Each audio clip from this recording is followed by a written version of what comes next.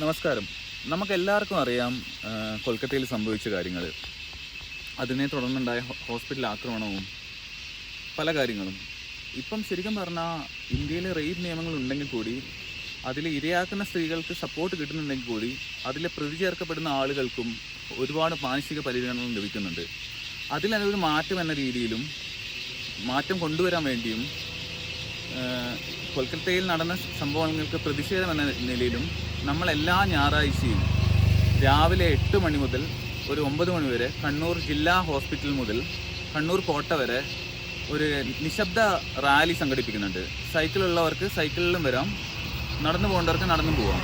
നമ്മൾ ഒരു കാരണവശാലും റോഡ് മറ്റു ജനങ്ങൾക്കോ അല്ലെങ്കിൽ റോഡിലൂടെ പോകുന്ന വാഹനങ്ങൾക്കോ ശബ്ദത്താലോ ഒരു മലിനീകരണവും ഇല്ലാത്ത രീതിയിൽ നിശബ്ദമായി നമ്മൾ പ്രതിഷേധം എന്ന് പറഞ്ഞാൽ വെള്ള ഡ്രസ്സ് അല്ലെങ്കിൽ കറുപ്പ് ഡ്രസ്സ്, നിങ്ങൾക്ക് ഏത് ഡ്രസ്സ് വേണമെങ്കിലും ഇടാം.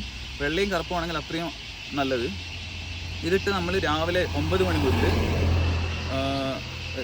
രാവിലെ 8 മണിക്ക് കണ്ണൂർ ആസ്പത്രിയിൽ തുടങ്ങി കണ്ണൂർ കോട്ട വരെ നമ്മൾ നിശബ്ദമായി നടക്കുന്നതായിരിക്കും. ഈ പരിപാടി ഉദ്ഘാടനം ചെയ്യുന്നത് ഒരു ലേഡി ഡോക്ടറായിരിക്കും.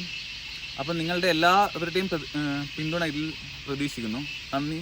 അപ്പം അടുത്ത ഞായറാഴ്ച 8 മണിക്ക് കാണാം. നമസ്കാരം.